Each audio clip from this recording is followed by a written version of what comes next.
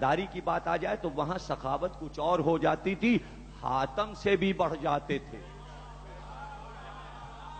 اور عالم یہ تھا آصف الدولہ کے دور میں کہ شب عاشور ہندو کسی بھی ذات کا ہو، سنی کہیں کا بھی ہو، باہر آ کے سڑک پہ تعزیہ لے کے بیٹھ جاتا اور پوری رات بیٹھا رہتا، ایک چادر تان لیتا، اس کے نیچے تعزیہ رکھتا، رات بھر بیٹھا ہوا ہے تعزیہ۔ جب صبح ہوگی تو عاشور کو وہی تعزیہ سر پہ رکھ کے کربلا تال کٹورا جائے گا، یا اشباغ کی کربلا جائے گا، ملکہ جہاں کی کربلا جائے گا۔ ایک ہندو کمہار نے، اس کی 2 بیٹیاں تھیں، بہت غریب تھا، مٹی کے برتن بناتا تھا، اس نے منت مانی۔ کسی نے اسے کہا، رونے لگا کہ میری 2 بیٹیاں ہیں، کیسے شادی ہوگی؟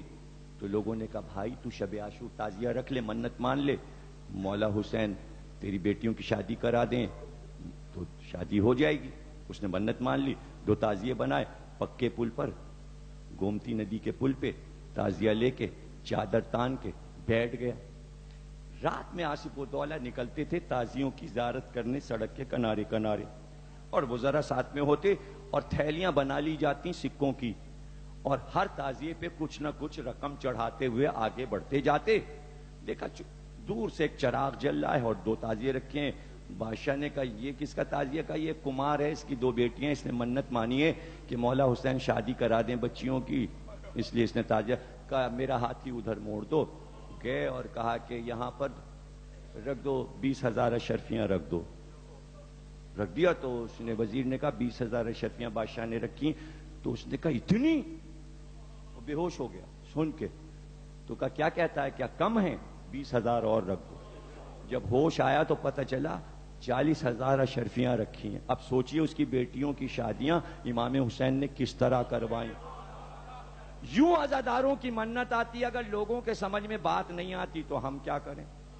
یہ تو حسین ہیں، جس طرح جس کا چاہیں کام کرا دیں، ایسے ہیں حسین۔ تو ایسے ہی سخی واجد علی شاہ بھی تھے۔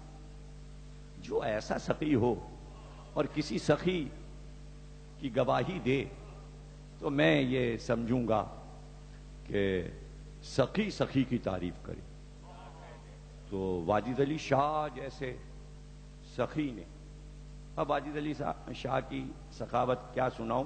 ایک انگریز نے لکھا ہے ہندوستان کے 2 آخری دربار، تو اس میں ایک دربار اس نے واجد علی شاہ کا لکھا، اور اس میں وہ لکھتا ہے کہ ایک بار واجد علی شاہ گرمیوں میں، جون کا مہینہ تھا، باہر جو نکلے تو گلاب کے پھول کھلے ہوئے تھے، تو ایک بار دیکھ کے کہنے لگے کہ اس دن میں دوپہر میں کوئی ہمیں چاندنی کا منظر زمین پہ دکھا سکتا ہے؟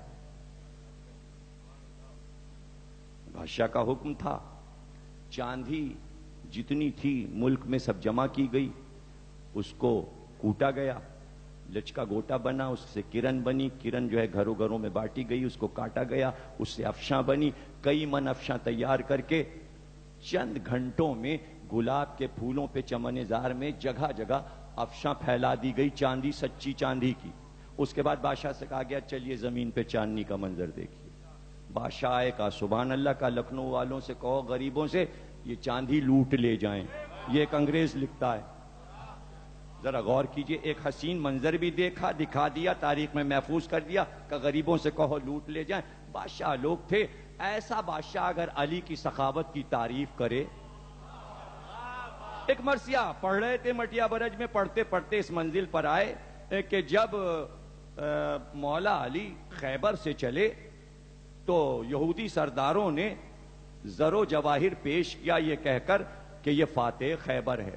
دیکھیے بجائے اس کے کہ علی سے ناراض ہوتے یہودی سردار کہ انہوں نے مرہب انتر اور حارث کو مارا ہے، نہیں کہا کہ اتنا بڑا بہادر اور ادھر سے گزر رہا ہے، بچوں کو دکھانے لائے یہ ہے فاتح خیبر، تو نذرانے دیے۔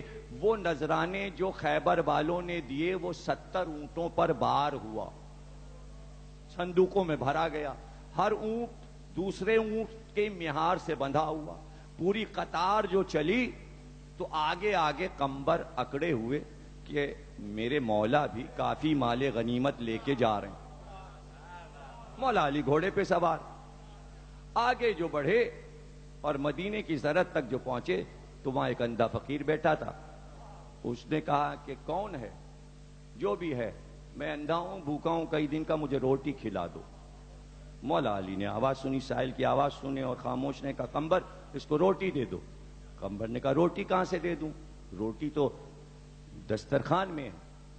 تو دسترخوان دے دو. کہ دسترخوان تو صندوق میں. کہ تو صندوق دے دو. کہ صندوق تو اونٹ پر ہے. کہا اونٹ دے دو. کہ اونٹ تو قطار میں بندھا. کہا قطار دے دو.